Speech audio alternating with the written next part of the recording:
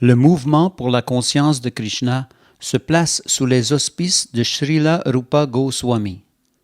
Les dévots de la conscience de Krishna sont appelés Gaudiya Vaishnava ou Vaishnava du Bengale et appartiennent pour la plupart à la lignée de Sri Chaitanya Mahaprabhu, dont les 6 Goswamis de Vrindavan furent de proches disciples.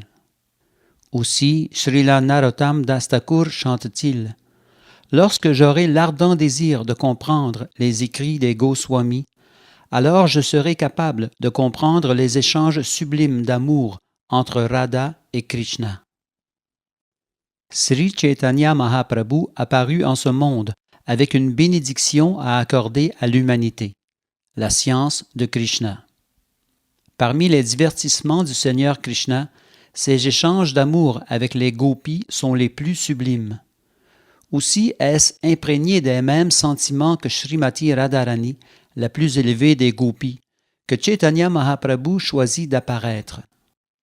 Pour pouvoir comprendre le sens de sa mission et marcher sur ses traces, il nous faut très sérieusement emprunter la voie que tracèrent les 6 Goswamis de Vrindavan, Sri Rupa, Sanatan, Bhatta Raghunath, Sri Jiva, Gopal Bhatta et Dasa Raghunath Goswami. Srila Rupa Goswami, qui était à la tête du groupe des Goswamis, nous fit don de cet ouvrage, l'Upadeshamrita, pour nous guider dans nos actes. À la manière de Sri Chaitanya Mahaprabhu, qui laissa 8 versets connus sous le nom de Shikshashtaka, Rupa Goswami nous légua l'Upadeshamrita pour que nous puissions devenir de purs Vaishnavas. Sur le chemin spirituel, le premier devoir consiste à contrôler notre mental et nos sens. Car à moins de maîtriser notre mental et nos sens, il nous sera impossible de progresser dans la vie spirituelle. Tout être dans ce monde matériel est pris dans les filets de la passion et de l'ignorance. Mais en appliquant les enseignements de Srila Rupa Goswami, on pourra s'élever au niveau de la vertu. Dès lors, tout ce qui permet de progresser nous sera révélé. Toute progression dans la conscience de Krishna dépend de l'attitude du disciple. Aussi, les disciples du mouvement pour la conscience de Krishna devraient-ils devenir de parfaits Goswamis. Les Vaishnavas sont généralement appelés Goswamis, et à Vrindavan, c'est le titre qu'on attribue aux dirigeants des différents temples. Celui qui veut devenir un parfait dévot de Krishna doit devenir un Goswami. Go signifie sens et Swami, maître.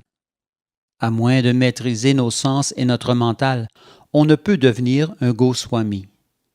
Pour atteindre la perfection de l'existence, autrement dit devenir un Goswami puis un pur dévot du Seigneur, on doit suivre les enseignements donnés par Srila Rupa Goswami dans l'Upadeshamrita.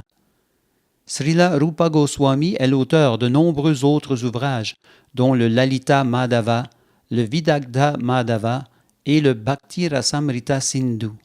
Mais l'Upadeshamrita renferme les instructions de base destinées aux dévots débutants. On devrait donc suivre ces enseignements avec rigueur. Alors, il deviendra facile de faire de sa vie une réussite. Hare Krishna.